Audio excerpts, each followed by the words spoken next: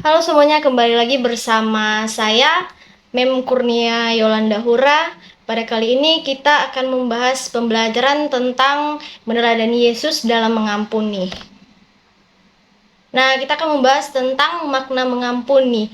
Apa sih itu artinya mengampuni? Di sini Mem sudah memaparkan arti mengampuni, di mana mengampuni ini adalah kita akan memberi maaf kepada seseorang dengan tulus, membebaskannya dari rasa bersalah, dan tidak mengungkit-ungkit kesalahannya lagi.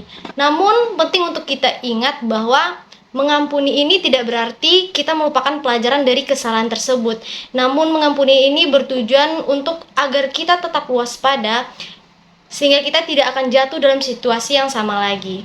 Jadi, mengampuni ini adalah tentang memperbaiki dan memperkuat kembali hubungan yang rusak. Allah mengampuni kita melalui Yesus Kristus, membantu memperbaiki hubungan yang rusak antara kita dan Dia akibat dosa-dosa yang telah kita buat. Nah, selanjutnya mengampuni di sini bukan berarti kita melupakan masalah atau merelakan kesalahan orang lain ya. Sebaliknya, itu adalah sebuah tindakan yang kita lakukan terutama untuk diri kita sendiri. Dengan cara kita mengampuni, kita membebaskan diri dari amarah dan dendam, bukan membebaskan orang lain dari pikiran kita. Meskipun luka yang kita alami mungkin sangat dalam, kita tidak akan sembuh sampai kita mengampuni orang yang telah menyakiti kita. Pengampunan adalah keputusan dari hati yang tidak mengubah masa lalu, tapi mencerahkan masa depan. Dengan cara kita mengampuni orang, kita dibebaskan dari beban kebencian dan mendapatkan kedamaian hati, sehingga langkah ke depan terasa lebih cerah. Nah, Mem ada pertanyaan untuk kalian semua. Bagaimana sih cara mengampuni? Apakah mudah untuk melupakan rasa sakit hati kita? Tentunya tidak mudah. Nah, di sini melupakan rasa sakit hati mungkin secara umum atau seringkali sangat sulit dilakukan ya. Namun penting untuk diingat bahwa pengampunan dapat membawa manfaat yang baik. Di sini memang ada memberikan penjelasan ada dua, di mana yang pertama mengganti beban kebencian dengan damai sejahtera. Bayangkan hatimu seperti air putih yang diubah warnanya oleh kopi atau teh. Dengan mengampuni, hati kita tidak akan menjadi pekat seperti kopi, melainkan tetap jernih dan damai.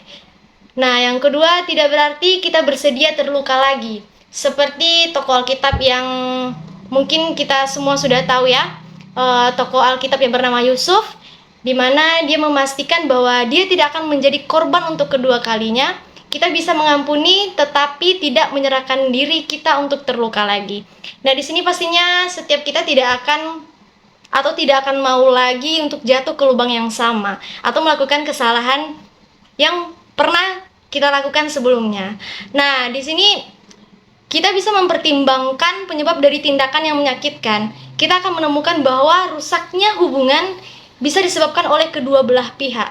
Dengan menjadi objektif, kita dapat memahami bahwa rusaknya hubungan tidak hanya disebabkan oleh satu pihak saja, namun bisa disebabkan oleh kedua belah pihak, bahkan berlebih. Nah, di sini Mem telah memaparkan gambar.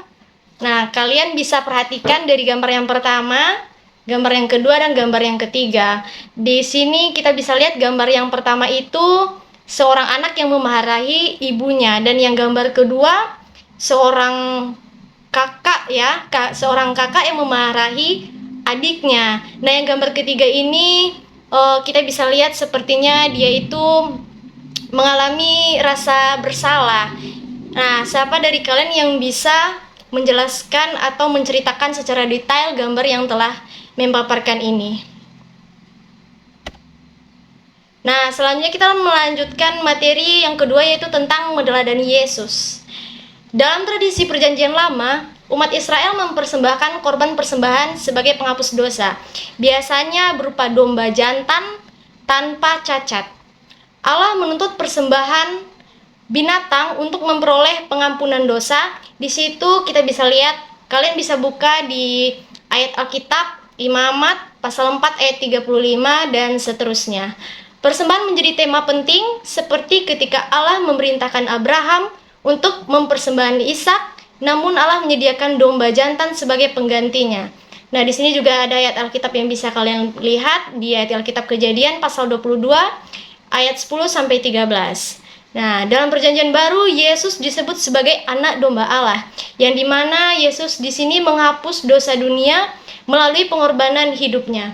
Kematian Yesus di kayu salib membuktikan bahwa kasih Allah pada manusia dan menjadi teladan dalam mengampuni.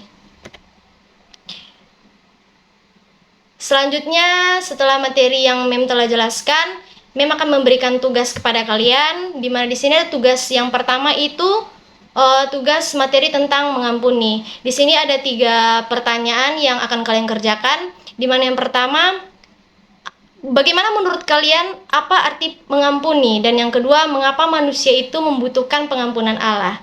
Dan yang ketiga, mengapa manusia diminta untuk mengampuni sesamanya? Dan ini adalah keterangan tentang tugas yang kedua, termasuk itu tentang tugas meneladani Yesus. Di sini tugas kalian akan mendalami Alkitab, dan Mem sudah memaparkan ayat Alkitab yang akan kalian baca, yaitu di ayat Alkitab Matius pasal 18 dan ayat 22 sampai 35 yang berisi perumpamaan mengenai orang yang kesalahannya telah diampuni tetapi dia tidak mau mengampuni kesalahan orang lain. Sang raja adalah Tuhan, sedangkan yang berutang adalah umat Tuhan.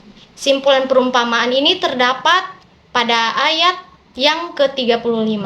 Nah, pertanyaan Mem yang harus kalian kerjakan itu, coba kalian jelaskan bagaimana pendapat kalian tentang bagian Alkitab ini, dan kalian harus kaitkan dengan topik mengampuni. Kalian bandingkan dengan materi yang telah barusan kita bahas.